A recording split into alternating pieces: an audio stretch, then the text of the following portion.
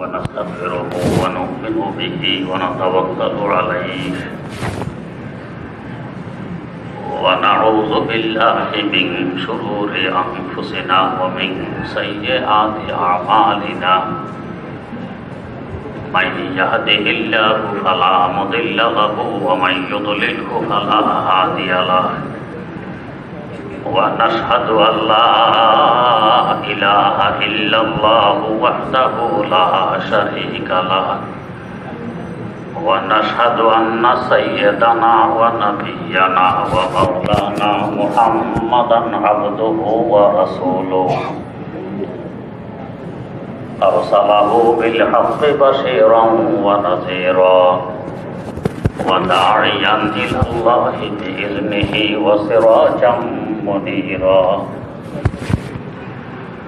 صلى الله تعالى عليه وعلى آله وأصحابه وسلم تسليما كثيرا كثيرا أما بعد فأعوذ بالله من الشيطان الرجيم بسم الله الرحمن الرحيم وأوحي إلى نوح أنه لن يؤمن من قومك إلا من قد آمن فلا تبتئس بما كانوا يفعلون واصنع الفلك بأعيننا ووحينا ولا تخاطبني في الذين ظلموا إنهم مغرقون ويصنع الفلك وكلما مر عليه ملأ من قومه سخروا منه قال إن تسخروا منا فإنا نسخر منكم كما تسخرون فسوف تعلمون من يأتيه عذاب يخزيه ويحل عليه عذاب مقيم حتى إذا جاء أمرنا وفارت النور قل نحمل فيها من كل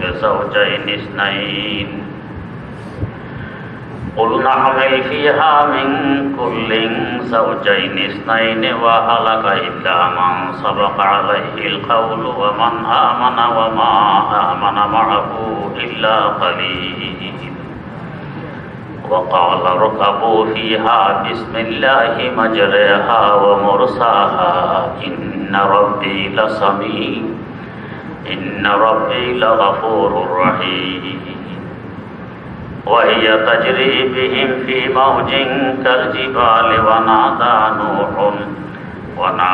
نوح ابنه وكان في معزل يا بني اركب معنا ولا تكن مع الكافرين قال سآوي إلى جبل يعصمني من الماء قال لا عاصم اليوم من أمر الله إلا من رحم وحال بينهما الموج فكان من المغرقين وقيل يا أرض ابلعي ماءك ويا سماء أقلعي وغيظ الماء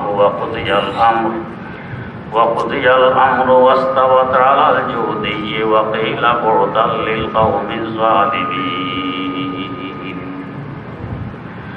ونادى نوح ربه فقال رب إن ابني من أهلي وإن وعدك الحق وأنت أحكم الحاكمين قال يا نوح إنه ليس من أهلك إنه عمل غير صالح فلا تسألني ما ليس لك به علم إني أعظك أن تكون من الجاهلين صدق الله مولانا العظيم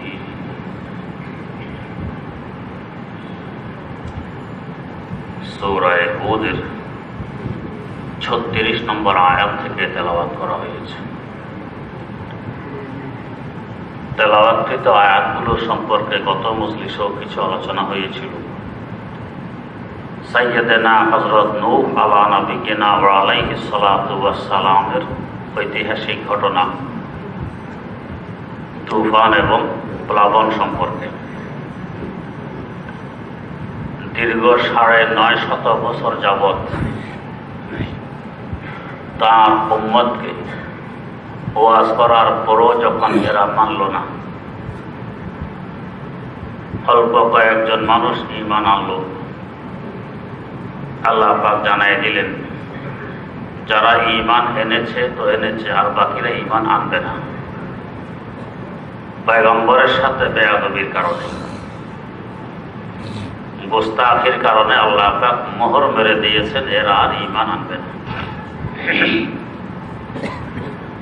যেমনি ভাবে পয়গম্বরের সাথে যদি কোনো বদভক্ত বেয়াদবি করে, তার কলবে আল্লাহ পাক মোহর মেরে দেন, সে আর দৌলতে ঈমান আনতে পারে না, ঈমান থেকে বঞ্চিত থাকে। তেমনি ভাবে যারা পয়গম্বরের ওয়ারিস আলেম সমাজ, এদের সাথেও যারা বেয়াদবি করে, দেখা গেছে এরাও দৌলতে ঈমান থেকে বঞ্চিত হয়ে যায়। হেদায়েতের উপরে আসা এদের আর কপালে জোটে না, মাহরুম থেকে যায়।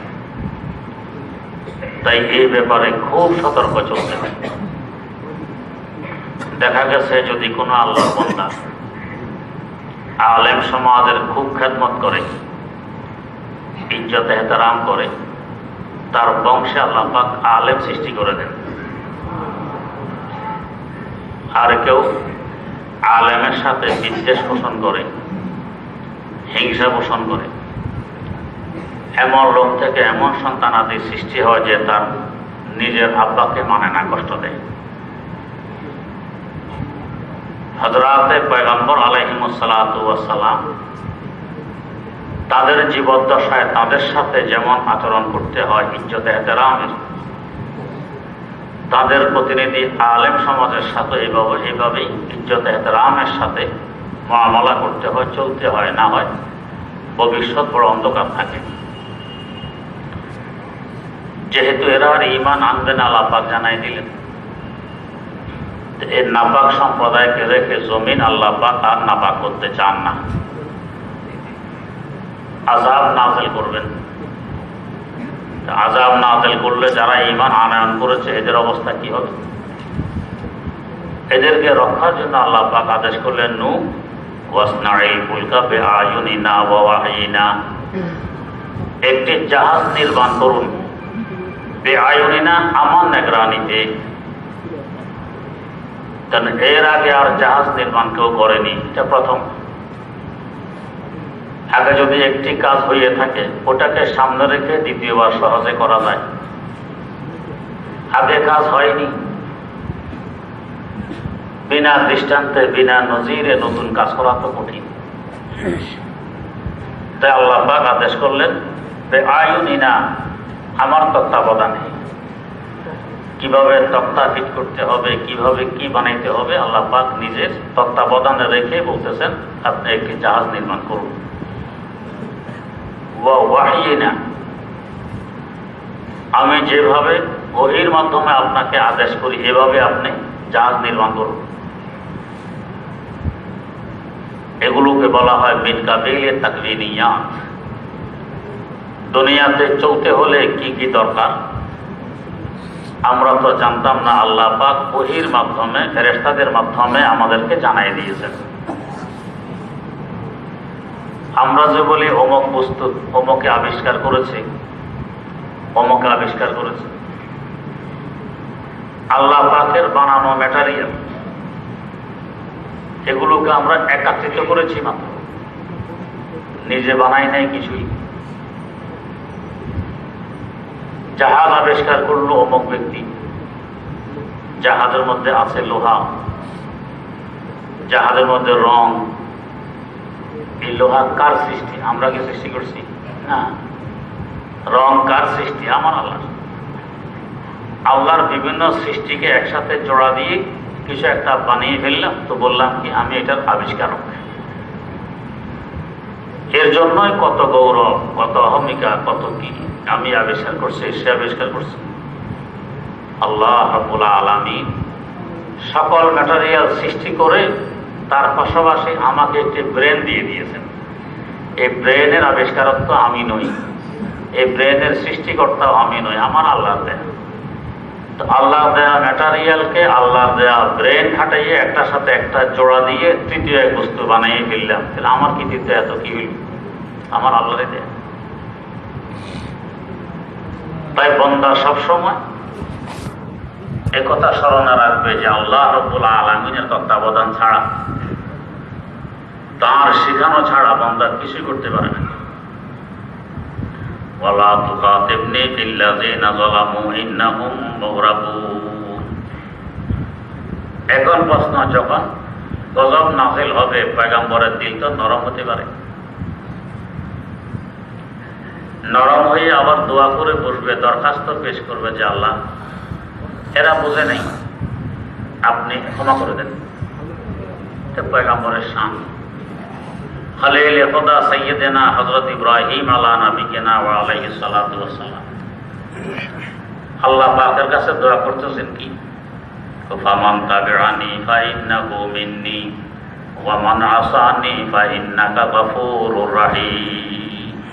আল্লাহ, যে আমার কথা শোনে এ তো আমার উম্মত, যে আমার কথা শোনে না এর ব্যাপারে আল্লাহ আপনি তো গফুরুর রহিম, বড় ক্ষমাশীল, বড় দয়াবান। কেমন কৌশলে আল্লাহ পাকের কাছে দোয়া করতেছেন, আমার কথা মানলে তো আমার ঠিকই আছে, আপনার রহমত পাবে, দয়া পাবে। যদি আমার কথা না মানে আপনি তো ক্ষমাশীল, আপনি দয়াবান, দয়া করলে অসুবিধা কি? কেমন উম্মতের জন্য ব্যথা, কেমন দর্দ, কেমন মহব্বত চিন্তা করুন, যাতে উম্মত ধ্বংস না হয়। আমাদের নবী করিম সাল্লাল্লাহু আলাইহি ওয়াসাল্লাম তায়েফে গেলেন, উপকার হবে কার? তায়েফবাসী, তাদের উপকার জন্য গেলেন। কিন্তু উল্টা এরা ক্ষিপ্ত হয়ে বাচ্চা কাচ্চা লেলিয়ে দিল, পাগল বলে আখ্যায়িত করলো, পাতার আঘাত করলো। হযরত জিবরিল আমিন আলাইহিস সালাম বললেন যে আল্লাহ, ও রাসূল, এই দুই দিকে দুইটা পাহাড়কে একসাথে করে জোরে ধাক্কা মারি, যাতে পুরা তায়েফবাসী একবারে পিষে যায়, দুই পাহাড়ের চিপায় পড়ে। এমন সুযোগ আমাদের হাতে আসলে জি করে ফেলুন, শিক্ষাটা দিয়ে নেই। এটা আল্লাহর পয়গম্বর, রব্বি ইহদি কওমি ইন্নাহুম লা ইয়ালামুন। আল্লাহ, এদেরকে আপনি হেদায়েত দেন, এরা জানে না আমি কে, এরা বোঝে না। যদি বুঝতো, যদি জানতো তো আমার কথা মানতো, বোঝে না, এই জন্যই তো মানে না। আপনি হেদায়েত দিয়ে দেন, বুঝাই দেন। এমনকি যাদের মাধ্যমে হুজুরের তাজা দাঁত মোবারক শহীদ হয়ে গেছে, তাদের জন্য উল্টা দোয়া করলেন, এদের উপরে কোনো গজব নাযিল করেন না। আল্লামা হালি কি সুন্দরে বলেছেন, সদমা দূরে দান দাঁতো তেরে জিনসে কে পৌঁছা, सदमा दूरे दम को तेरे जिनसे के पहुंचा कि उनके लिए तूने भलाई की दुआ है, कि उनके लिए तूने भलाई की दुआ है। যারা তার রক্তের পিপাসুক আর হেদের হেদায়েতের জন্য, তাদের মঙ্গলের জন্য হুজুর দোয়া করতেছেন। পয়গম্বরের শান, তো ওই শানের দাবি অনুযায়ী নূহ আলাইহিস সালাম মতো দোয়া করতে পারেন যে আল্লাহ এরা বোঝে নেই, হেদায়েত দিয়ে দেন। কিন্তু পয়গম্বরের সাথে গোস্তাকি 1-2 দিনের নয়, 950 বছরের। 1-2 দিন, 1-2 মাস, 1-2 বছর হলে এক কথা, 950 বছরের গোস্তাকি। আল্লাহ পাক ধৈর্যশীল, হালিম, ঠিক, কিন্তু কতদিন? তাই আল্লাহ পাক আয়াত নাযিল করে দিলেন, ওয়ালা তুখাতিবনি ফিল্লাযিনা যালামু ইন্নাহুম মুগরাকুন। জালেমদের ব্যাপারে আপনি কোনো সুপারিশ করবেন না, এরা এই প্লাবনে ডুববে, গজবে পতিত হবে। আল্লাহ পাকের পক্ষ থেকে যখন আদিষ্ট হইলেন দোয়া করা যাবে না, এটুকু যখন বুঝে আসলো এরা ঈমানও আনবে না, যে নাপাক জাতি জমিনে থেকে গজব আরো বাড়ানোর কি দরকার? যারা অন্তত আল্লাহ পাককে মানেন এদের উপরে সদয় হয়ে এবার হযরত নূহ আলাইহিস সালাম আরেক রকম দোয়া করতেছেন কি, রব্বি লা তাযার আলাল আরদি মিনাল কাফিরিনা দাইয়ারা ওয়া ইন্নাকা ইন তাযারহুম ইউদিল্লু ইবাদাকা ওয়া লা ইয়ালিদু ইল্লা ফাজিরান কাফারা। আল্লাহ এদেরকে যদি আপনি জমিনে রেখেও দেন, এরে কাফের ফাসেক ফুজ্জারে জন্ম দিবে, ভালো মানুষ জন্ম দিবে না, এরকম নষ্ট হয়ে গেছে। অতএব ধ্বংস করে দিলে জমিনটা পাক হয়ে যায়। যারা আপনাকে মানে এরা নিরাপদে থাকতে পারে। অনেক সময় জালেমের উপর দয়া করলে যারা বাস্তবে দয়া উপযোগী এদের উপরে নির্দয়া হয়ে যায়। ধরুন একজন খুনি, যারা তারা দিন দুপুরে খুন করে, ধরা পড়ছে, বহু মানুষকে খুন করছে, আরো করবে। এখন আপনার সদয় হয়ে গেছেন তার সুপারিশে যে যাকে তাকে ছেড়ে দেওয়া হয়। খুনিকে ছেড়ে দিলে খুনের উপর তো সাময়িক দয়া হইল, কিন্তু যারা মজলুম নিপীড়িত এদের উপরে নির্দয় হয়ে গেছেন, এটা আরো বহু মানুষের খুন করবে। তাইলে এই দয়ার তো কোনো অর্থ নেই। দ্বিতীয়ত খুনের জন্য এটা দয়া হয়নি। আমি সুপারিশ করে তাকে ছড়াইয়া আনলে সাময়িকভাবে মনে হয় দয়া হয়েছে, পরে সে আরো 10 জনকে খুন করবে, এই জুলুমের গুণ তো তার উপরে আসবে। আর এখনো যদি সাফ হয়ে যেত, পরিষ্কার হয়ে যেত, আরো 10-20 জনের খুন থেকে সে নিজে বাঁচতে পারত। তো তার উপরে দয়া না করা, বাস্তবে তার উপরে দয়া করা, অন্যদের উপরে দয়া করা। তাই সবসময় যে ঠিক আছে সুপারিশ করে দিলাম জালেমের পক্ষে, এটা নিয়ম নয়। হযরত নূহ আলাইহিস সালাম এখানে বলে দিলেন এদের উপরে দয়া করলে লাভ নাই, এরা জন্ম দিবে আবার এই ফাসেক ফুজ্জার, কাফের, মুশরিক, মুরতাদ, নাস্তিক, বদ্দিন, লাভ নেই। এই জন্য আযাব আসাই ভালো। তাহলে যারা আল্লাহ আপনাকে মানে এরা নিরাপদে থাকবে, আরামে থাকবে। শেখ সাদি রহমতুল্লাহ আলাইহি গুলিস্তার মধ্যে কত সুন্দর ভাষায় বলে গেছেন, কন্যে কোই বাবা করদান চুনা নাস্তে কে বদ করদান বজায়ে নে কে মরদা, কে বদ করদান বজায়ে নে কে মরদা। যারা আসলে খারাপ তাদের সাথে ভালাইয়ের মুআমালা করা, যারা ভালো এদের সাথে খারাপের মুআমালা করার সমান। যারা ভালো এদেরকে তো শান্তিতে রাখবে না। এখন ধরেন এক লোক এখানে লাঠি নিয়ে ঢুকছে, এলোপাথারে লাঠি মারতেছে, পিঠে দিছে। এক ব্যক্তি উঠে তার হাত রশি দিয়ে কষে বেঁধে ফেলছে। তো দেখতে দেখা যায় বেচারার কষ্ট হচ্ছে, বেঁধে ফেলছে তার হাত, কোথাও চুলকেলেও চুলকেতে পারবে না, কষ্ট। কিন্তু তার একজনের কষ্টের কারণে আপনারা 1000 জন বেঁচে যাবেন। আর যদি বলে না বেচারার হাত বাঁধা, তার কষ্ট হবে, দরকার নেই, ছেড়ে দেও, স্বাধীনভাবে চলুক, তা আপনাদের 1000 জনকে লাঠি দিয়ে পিটাইয়া কষ্ট দিবে। তাহলে হাত বাঁধাটা ভালো না ছেড়ে রাখাটা ভালো? বাঁধা ভালো। তো জালেম বদকারের ব্যাপারে মুআমালা এভাবে চিন্তা ফিকির করে করা লাগে। এটা তার জন্য ভালো। এই লোকটার হাত না বাঁধলে সে আরো 50 জনকে পিটাইয়া মাথা ফাটাইছে, তারও অপরাধ ওর আমল নামায় আসতো, গুনাহ তার আমল নামায় আসতো। হাত বেঁধে রাখার কারণে যদিও তার কষ্ট হয়েছে, 50 জনের মাথা ফাটানোর গুনাহ থেকে সেও বেঁচে গেছে। তো তার জন্য এটা উপকার। তাই আল্লাহর পয়গম্বর নূহ আলাইহিস সালাম আল্লাহ পাকের কাছে বদদুয়া করলেন যে আল্লাহ রব্বি লা তাযার আলাল আরদি মিনাল কাফিরিনা দাইয়ারা, একজন কাফেরকে আর রাখবেন না, সব শেষ করে দিন। বদদুয়া করে দিলেন। ওয়া ইয়াসনাউল ফুলকা ওয়া কুল্লামা মাররা আলাইহি মালাউম মিন কওমিহি সাখিরু মিনহু। আল্লাহ পাকের তত্ত্বাবধানে তার ওহী পেয়ে ফিরে তিনি তৈরি করতেছেন জাহাজ।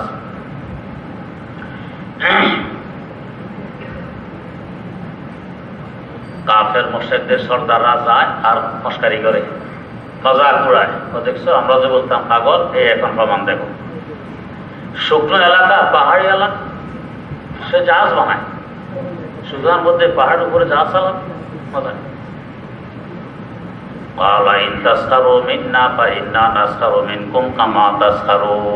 একটু ধৈর্য ধরো। এখন মজাক করতেছ, তিরস্কার করতেছ, ঠাট্টা করতেছ, অদূর ভবিষ্যতে এই ঠাট্টাটা তোমাদের উপর ফিরে আসবে, আমরা করতে পারবো। আল্লামা রুমি রহমতুল্লাহ আলাইহি মুসনাদ শরীফে এমন এক আশ্চর্য ঘটনা নকল করেছেন। এক ব্যক্তি সফর করতেছে, পথে নদী আসছে, নদী পাড়ি দিতে হবে। খেয়া নৌকায় উঠছে নদীর ওই পারে যাওয়ার জন্য। তো কিছু দূর যাওয়ার পর মাঝিকে প্রশ্ন করে, মাঝি বেটা বলতো নদীতে জোয়ার ভাটা কেন হয়? মাঝি বেটা বলে, স্যার আমি মূর্খ মানুষ, বুঝি টুঝি না, জোয়ার ভাটা কেন হয়? আহা, নদীতে জীবন শেষ করে দিলে নদীতে জোয়ার ভাটা কেন হয় বুঝো না? তোমার জীবনের তো 4 আনায় বৃথা। নৌকা চলতেছে, আরো কিছু দূর যাওয়ার পরে আবার, এই মাঝি বেটা বলতো সাগরের পানি লবণাক্ত কেন? স্যার মূর্খ মানুষ, এগুলো আমি বুঝি না। আহা, পানির উপরে জীবন শেষ করেছ, সাগরের পানি কেন নোনা হয়, লবণাক্ত হয় বুঝো না? জীবনের তো 8 আনাই বৃথা। আরো কিছু দূর গিয়ে, এই মাঝি বেটা সূর্যগ্রহণ চন্দ্রগ্রহণ কেন হয় বলতো? মাঝি বলে, স্যার জমিনে থেকে জমিনের খবর দিতে পারলাম না, আকাশের খবর দিতে পারলাম। আহা, তোমার জীবনের তো 12 আনাই বৃথা। এতক্ষণে নৌকা নদীর মধ্যখানে পৌঁছে গেছে। হঠাৎ দেখে ঈশান কোণ থেকে কালবৈশাখীর ঝড় উঠছে। তরঙ্গের উপর তরঙ্গ, ঢেউয়ের উপর ঢেউ ধাক্কা মারছে নৌকাকে। নৌকা হাবুডুবু খাচ্ছে। এখন এই বেচারা ভয়ে আতঙ্কে চোখ এরকম বড় বড় করে লাল রঙের করে গেছে। মাঝে জিজ্ঞেস করে, স্যার আমাকে ধরবেন নাকি? কি প্রশ্নের উত্তর দিতে পারলাম না, মনে হয় খুব ক্ষিপ্ত, ধরে ফেলবেন আমাকে না? চোখ বড় করছেন কেন, লাল করছেন কেন? দেখো না ঝড় উঠছে যে। ঝড় উঠলে কি হবে? ঝড় উঠলে নৌকা ডুববে না? তো স্যার নৌকা ডুবলে কি হবে? তো নৌকা ডুবলে আমরা ডুবে মরবো না? মাঝি বলে, কেন মরবেন স্যার, সাঁতার জানেন না, সাঁতার শিখেননি? ওনারে মাঝি, আমি তো সাঁতার শিখিনি, আমি তো সাঁতার জানি না। এতক্ষণ তো মাঝির সাথে মজাক, তিরস্কার আর ঠাট্টা, জীবনের 12 আনা দিকে। এখন উল্টা তিরস্কার তার উপরে আসতেছে। মাঝি বলতেছে, বাঁচলে এবার আমার কথা হিসেব কর পিছে, তোমায় দেখি জীবন খানা 16 আনাই মিছে, তোমায় দেখি জীবন খানা 16 আনাই মিছে। এতক্ষণ তো 4 আনা করে আমার জীবনের 12 আনাকে বৃথা বলে আখ্যায়িত করেছ, তারপরও 4 আনা বাকি আছে। এই 4 আনার সাঁতার কেটে নদীর কূলে উঠে জীবন বাঁচাইতে সক্ষম হবে ইনশাআল্লাহ। কিন্তু এই 4 আনার সাঁতার না শেখার জরুরি। আমি তো দেখতে পাচ্ছি তোমার জীবনের 16 আনায় তলিয়ে যাচ্ছে এই নদীতে, তোমায় দেখি জীবন খানা 16 আনাই মিছে। তেমনি ভাবে আজকাল কিছু লোকজন আছে দেখবেন, আলেম সমাজকে হেয় প্রতিপন্ন তিরস্কারক হয়ে স্যার আনার বললা, স্যার আন্না বললা বলে গালি। আল্লাহ, আমি যত বড় ধনী হই, যত বড় শিক্ষিতই হই, যত বড় ক্ষমতাধর হই, যত বড় বাহাদুর হই, যত বড় পেহলওয়ান হই, যা খুশি হই না কেন, কবর জগৎ ছাড়া কারো গতি আছে? কারণ এই জগতে সবাইকে আসতে হবে। এই জগতে আসার পরে এই জগৎটা পাড়ি দিয়ে হাসর মাঠ হয়ে আমাকে জান্নাতে পৌঁছতে হবে। কবর জগৎ মানে বিশাল একটি সাগর, এটা পাড়ি দিয়েই জান্নাতে পৌঁছা লাগবে। এটা পাড়ি দেওয়ার সময় হযরত মুনকার ও নাকির আসবেন। প্রথম তরঙ্গ এই নৌকায় ধাক্কা মারবে, মার রব্বুকা, তোমার পালনকর্তা কি? দুনিয়া থাকা অবস্থাতে আলেম সমাজের সাথে তিরস্কার, মস্কারি, ঠাট্টা করেছিল। আমি কত বড় শিক্ষিত, আমি কত বড় বাহাদুর, আমি এই আমি সেই। এখন জবাব কি? হা হা লা আদরি, আফসোস আফসোস, আমি জানি না কে আমার পালনকর্তা। দ্বিতীয় তরঙ্গ ধাক্কা মারবে, ওমা দীনুকা, তোমার দিন কি, ধর্ম কি ছিল? ছিল তো নাস্তিক, ধর্ম কর্ম তো মানেনি। হা হা লা আদরি, শুধু জানি না এটা বলবে না, আগে বলবে আফসোস আফসোস, ডবল হা হা আফসোস আফসোস, আমি জানি না আমার দিন ধর্ম কি ছিল। তৃতীয় তরঙ্গ ধাক্কা মারবে, অমান নবীকা, তোমার নবী কে ছিলেন? নাস্তিক, না আল্লাহর বিশ্বাসী, না নবীর বিশ্বাসী। উল্টা করেছি তিরস্কার, নবীকে নিয়ে, নবীর ওয়ারিস আলেম সমাজকে নিয়ে তিরস্কার। জবাব দেবে হা হা লা আদরি, আফসোস আফসোস, আমি জানি না কে আমার নবী ছিলেন। এখন অবস্থা কি হবে? যাদেরকে নিয়ে তিরস্কার করেছিল দুনিয়াতে, এরা তো সুযোগ পেলে এবার বলতে পারবে। সুযোগ কি? বাসলে এবার আমার কথা হিসেব কর পিছে, তোমায় দেখি জীবন খানা 16 আনাই মিছে। ও নাস্তিক, দুনিয়ায় থাকাকালী আমাদেরকে গালি দিয়েছ 4 আনার মোল্লা। এই 4 আনার ঈমান দিয়ে সাঁতার কেটে কবর নামে সাগর পাড়ি দিয়ে ইনশাআল্লাহ বাপের বাড়ি জান্নাতে পৌঁছতে পারবো। আমরা তো দেখতে পাচ্ছি 4 আনার ঈমান না শিকার দরুন এই কবর নামে সাগরে তোমার পুরো জীবনটাই তলিয়ে যাচ্ছে, নিচেই তো জাহান্নাম। তোমায় দেখি জীবন খানা 16 আনাই মিছে। এখানেও আল্লাহর পয়গম্বর হযরত নূহ আলাইহিস সালাতু ওয়াস সালাম জাহাজ নির্মাণ করতেছেন, এরা মজাক করে, তিরস্কার করে, দেখো কেমন পাগলের পাগল, পাহাড়ি এলাকা, উঁচু এলাকা, শুকনার এলাকা, এইখানে জাহাজ নির্মাণ করে, পাগল না হইল? আলা ইন তাসখারু মিন্না ফাইন্না নাসখারু মিনকুম কামা তাসখারুন। এখন তো আমাদেরকে নিয়ে তিরস্কার করো, মজাক করা, ওদের ভবিষ্যতে এই তিরস্কারটা তোমাদের উপর ফিরে আসবে, আমরা করতে পারবো। বা যখন বন্যা আসলো, প্লাবন আসলো, এরা ডুবে মরল, এখন তিরস্কার কার উপরে এসে পড়ছে? এই শুকনো জায়গায় জাহাজ বানাইছি, এবার দেখো কি জন্য বানাইছি। ফাসাউফা তা'লামুনা মা ইয়াতিহি আযাবুন ইউখজিহি ওয়া ইয়াহিল্লু আলাইহি আযাবুন মুকিম। স্থায়ী আযাব তাদেরকে ঘিরে নিল, ডুবে মরল সব। হাত্তা ইযা জা আমরুনা ওয়া ফারাত তান্নুর। বন্যা কবে থেকে শুরু হবে, প্লাবন কবে আসবে, আল্লাহর পয়গম্বরকে আল্লাহ একটা নিদর্শন জানাই দিয়েছেন। তান্নুর থেকে যখন পানি বেরিয়ে আসবে তো বুঝবে বন্যা শুরু হয়ে গেছে। তান্নুরের এক অর্থ হলো চুলা। চুলা সাধারণত একটু গর্ত হয়, লাকড়ি দিলে গর্তের ভিতরে তা আগুন জ্বলে। আবার কিছু মানুষ আছে বুঝবুদ্ধির অভাব, গর্ত বানায় না, লাকড়ির মাথা থাকে উপরের দিকে, উপরের দিকে মাথা থাকলে আগুন তো জ্বলে না। আমি নিজে দেখছি তাই বলতেছি, উপরের দিকে মাথা আগুন জ্বলে না, তো কেরোসিনের বোতল ভাসে রাখা আছে, একটু কেরোসিন ঢেলে দেয় তো আবার জ্বলে, একটু করে আবার কেরোসিন ঢেলে দেয় তো আবার জ্বলে, এইভাবে ফাঁকাই দিচ্ছে। বুদ্ধি দিলাম, ভাই কেরোসিন ঢালা লাগবে না, একটু গর্ত করো, লাকড়ির মাথা যখন নিচের দিকে থাকবে অটোমেটিক আগুন উপরের দিকে আসতে থাকবে, কেরোসিন ঢালা কয় না, অসুবিধা নেই, এভাবে ফাঁক হয়ে যায়। বুদ্ধি শুধু নাইজনে আরেকজনে বুদ্ধি দিল, এটা মানার মতো যোগ্যতা হল না, এভাবে ফাঁক হয়ে যায় তো ঠিক, মাথার ঘাম পায়ে ফেলে ফাঁক হয়ে যায়।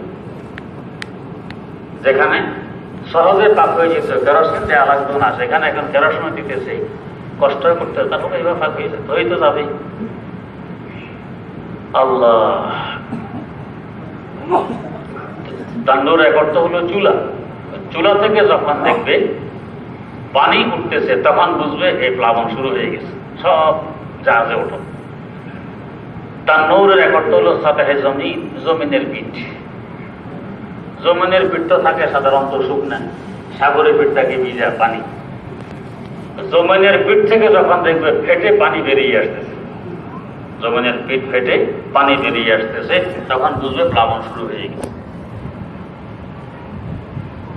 আবার তান্নুরের এক অর্থ নির্দিষ্ট একটি জায়গা, অমুক জায়গা থেকে যখন দেখবে একটি জায়গার নাম তান্নুর, পানি বেরিয়ে আসতেছে, বুঝবে প্লাবন শুরু হয়ে গেছে, তাড়াতাড়ি এই জাহাজে খাওয়ার হবে, জাহাজে উঠে যাবে।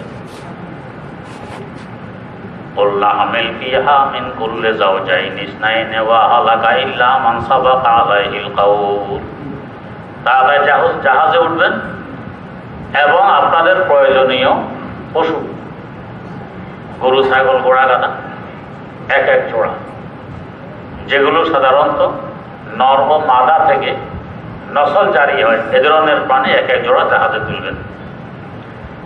ইল্লা মান সাবাকা ওয়া আলাকা ইল্লা মান সাবাকা আলাইহিল কাউল। সকল মানুষ ধ্বংস হয়ে গেল, যাদেরকে আল্লাহ পাক ধ্বংস থেকে নিরাপদ রাখলেন, এরাই নিরাপদ রইল, বাকি সব ধ্বংস হয়ে গেল। ওয়া মান আমান, এবং যারা ঈমান আনয়ন করেছে তারা বেঁচে গেল, কাফের সব ধ্বংস হয়ে গেল। ওয়া মা আমানা মাআহু ইল্লা কালিল। আফসোস, নূহ আলাইহিস সালামের 9.5 বছরের ওয়াজ, তাদের সামনে জাহাজ তৈরি করা, জমিন ফেটে পানি বেরিয়ে আসা, সব কিছু দেখার পরেও অল্প সংখ্যক মানুষ তাকে বিশ্বাস করলো, অধিকাংশ মানুষ তাকে বিশ্বাস করলো না। এখান থেকে বোঝা যায় খারাপ মানুষের সংখ্যা থাকে বেশি, ভালো মানুষের সংখ্যা থাকে কম। এটাই নিয়ম। যেমন আমি একদিন বলছিলাম 2টা মাছি আছে, একটা মৌমাছি আর একটা শুধু মাছি। মৌ শব্দ উপরে নেই, দুইটাই তো মাছি। যেটা শুধু মাছি, মৌ শব্দ উপরে নাই, এটার সংখ্যা কয়েক হাজার গুণ বেশি নেই। এখানে মসজিদে খোঁজেন, মাছিতেও কিছু পাবেন, কিন্তু মৌমাছি একটাও পাবেন না। এই মাছি যায় বসে কোথায়? নাপাক জায়গায়, গান্দা জায়গায়, অপবিত্র জায়গায়, দুর্গন্ধময় জায়গায়। আর মৌমাছি বসবে পবিত্র জায়গায়, ঘ্রাণযুক্ত জায়গায়, ফুলে। এক মাছি ফুলে বসে, আর এক মাছি পায়খানায় বসে। কত বেশি? যেটা ফুলে বসে এটার সংখ্যা কম, যেটা পায়খানায় বসে ওটার সংখ্যা বেশি। তার পাশাপাশি পায়খানায় বসে যে মাছি, এটার দ্বারা রোগ জীবাণু ছড়ায়, মানুষের জন্য ক্ষতিকর। আর যেটা ফুলে বসে পাক পবিত্র জায়গায়, এটা থেকে মধু সৃষ্টি হয়, মানুষের জন্য উপকারী, হারানো স্বাস্থ্য ফিরে পাওয়া যায়। তো মাছি বসায় খাবার খাইলে, আল্লাহ হেফাজত না করলে আছে স্বাস্থ্য ধ্বংস হয়। আর মৌমাছির রস সেবন করলে হারানো স্বাস্থ্য ফিরে পাওয়া যায়। কত বেশ কম। উপকারী কে? মৌমাছি। কিন্তু সংখ্যা অনেক কম, আর মাছির সংখ্যা অনেক বেশি। তো মাছির সংখ্যা বেশি থেকে মন খারাপ করতে নাই, মাছি বেশি থাকে। তো খারাপ মানুষের সংখ্যা বেশি দেখলে মন খারাপ করতে নাই, খারাপ মানুষ বেশি থাকে। যেমন আজ দুনিয়ায় প্রায় 750 কোটির মতো মানুষ, এর মধ্যে মাত্র 150-200 কোটি হলো মুসলমান, বাকি সব কাফের মুশরিক বদ্দিন। ওদের সংখ্যাই বেশি, তো মাছির সংখ্যা বেশি থাকে, এতে চিন্তার কোনো কারণ নেই। ওয়া মা আমানা মাআহু ইল্লা কালিল ওয়া ক্বালা আরকাবু ফিহা বিসমিল্লাহি মাজরাহা ওয়া মুরসাহা। যখন পানি ওঠা আরম্ভ হইল, আল্লাহ পাক আদেশ নাযিল করলেন, ও নূহ, যারা আপনার আনুগত্য স্বীকার করে নিয়েছে তাদেরকে নিয়ে আপনি উঠুন এই জাহাজে। তবে আল্লাহর নাম ছাড়া নয়, আল্লাহর নাম নিয়ে কি বলবেন? বিসমিল্লাহি মাজরাহা। আমরা ওই আল্লাহর নাম নিয়ে উঠতেছি যে আল্লাহর শক্তিতে এই জাহাজটা চলে। ওয়া মুরসাহা, যে আল্লাহর হুকুমে আবার থামে। কেউ বলবে আমরা যে গাড়ি চালাই, প্লেন, রকেট, হেলিকপ্টার, রেলগাড়ি, বাস, হুন্ডা, মোটর, আমরা নিজেরা স্টার্ট দিলে চলে, নিজেরা বন্ধ করলে বন্ধ হয়। অনেক সময় স্টার্টের চেষ্টা করতেছেন, স্টার্ট হয় না, হয় কিনা এরকম। অনেক সময় বন্ধ করতে চাইতেছেন, বন্ধ হয় না। যদি সব আমার হাতেই থাকতো, তো স্টার্ট করতে চাওয়া মাত্রই সবসময় স্টার্ট হইত, বন্ধ করা চাওয়া মাত্র সবসময় বন্ধ হইত। মাঝে মধ্যে ব্যতিক্রম কেন ঘটে? তো বোঝা গেছে এটা আমার নিয়ন্ত্রণে নেই, এটা আমার আল্লাহ নিয়ন্ত্রণে। অনেক সময় ব্রেক ঘুরাইতেছে, ডান দিকে যাও, ফিরে যায় বাম দিকে, উল্টা হয় কি? চাইতেছে সামনে নিতে, যায় পিছনের দিকে, চাইতেছে পিছনে নিতে, যায় সামনের দিকে, এরকম হয় কি? ব্রেক ফেল করছে, ফেল করে কি? তার মানে সব আমার আল্লাহর নিয়ন্ত্রণে, আমার নয়। এই জন্য বিসমিল্লাহি মাজরাহা ওয়া মুরসাহা, এই জাহাজ চলবে আমার আল্লাহর নামে, থামবো আমার আল্লাহর নামে। আল্লাহর নাম নিয়ে জাহাজে উঠে একজন পয়গম্বর সাথে, তারপরও আল্লাহর নাম সাথে নিয়ে উঠতে হবে। ইন্না রাব্বি লাগাফুরুর রাহিম। আল্লাহ যে চলানোর সময় চালায়, থামানোর সময় থামায়, দয়াবান না হইলে। ইন্না রাব্বি লাগাফুরুর রাহিম।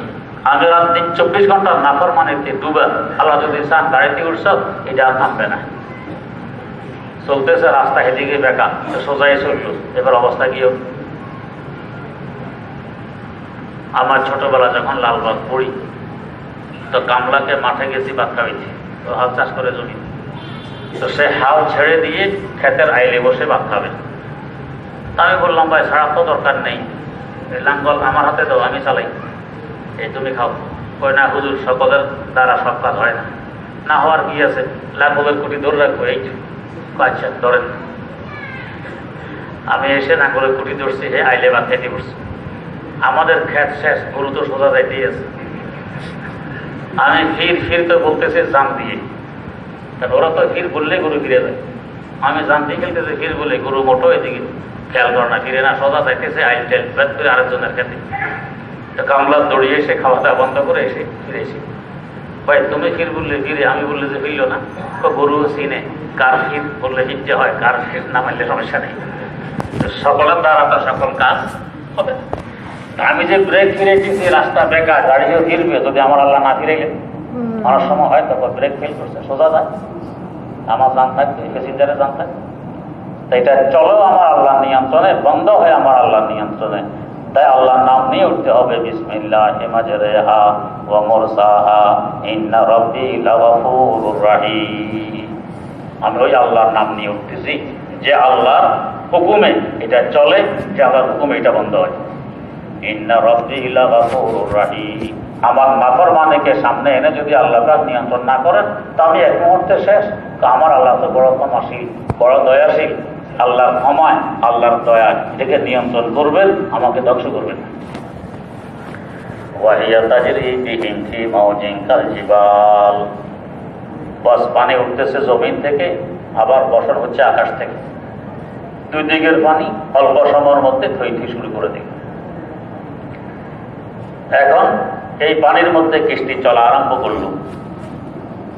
কিস্তি বানাইছিল হেরাকে, মসেল শহরের পাশে, জায়গার নাম জুদি। এখন ওই জায়গার নাম জুদি, একটা পাহাড়ের নাম আছে জুদি পাহাড়। পানিতে ভাসতে ভাসতে এই কিস্তি প্রথমে পৌঁছে বাইতুল্লাহ শরীফের পাশে। তাফসীর কিতাবে আছে বাইতুল্লাহর পাশে গিয়ে চতুর্দিকে 7 বার বাইতুল্লাহকে তওয়াফ করে। মূল বরকতের কেন্দ্র, মূল রহমতের গোডাউন বাইতুল্লাহ, আগে ওইটা স্মরণ, ওইটার পাশে গিয়ে 7 বার তওয়াফ করে। এখান থেকে একটা রহস্য বুঝে আসে। তায়েফ একটি জায়গা আছে মক্কা মুকাররমার কাছে, মক্কা মুকাররমা থেকে 80 কিলোমিটার দূরে। তায়েফ প্রসিদ্ধ জায়গা, সরজমিন থেকে প্রায় 8000 মিটার উপরে। আজীব লাগে এত উপরে। তায়েফ কেন বলে? তায়েফ কর্তাবাচক শব্দ, অর্থ হলো তওয়াফ করনেওয়ালা। এই জমিনটাকে তুলে ফেরেশতারা বাইতুল্লাহর চতুর্দিকে 7 বার তওয়াফ করাইয়া দিয়েছে। এই জন্য জমিনের নাম হয়ে গেছে তওয়াফ করনেওয়ালা তায়েফ। এর বরকতে তায়েফের জমিন বড় উর্বর, শাক সবজি তরি তরকারি এমন ভাবে সেখানে হয়, খুব সুস্বাদু এবং উর্বর, খাইতেই মনে চায়। একবার একজনের দাওয়াতে গেলাম তায়েফ। একটা মাছ 1 ফিট হবে লম্বা, বাজি করে দিল এক একজনকে এক একটা মাছ, আর দিল কদুর শাক, লাল শাক। আল্লাহু আকবার, খাইতেই মনে চায়। কদুর শাক, লাল শাক, তায়েফের খুব শাক, আর মাছ এত শাক, গোটা এক মাছ আমি একা খেয়ে গেছি। এত বড় মাছ, খাইতেই মনে চায়। আমার সাথে আমার বাচ্চার মেজু মামা ছিলেন, সে এখনো বলে, আমি তাকাইছিলাম যে হুজুর মাছটা কিভাবে খাইতেছে, কি মজা করে রুচি করে পরিষ্কার করে মাছটা খেয়ে ফেলে। হুজুরে একা একটা মাছ, এরা অর্ধেক খাইছে, আমি এক মাছ খেয়ে গেছি। এত স্বাদ লাগে। বরকত কিসের? বাইতুল্লাহ চতুর্দিকে তওয়াফ করে আসছে, তাই বল।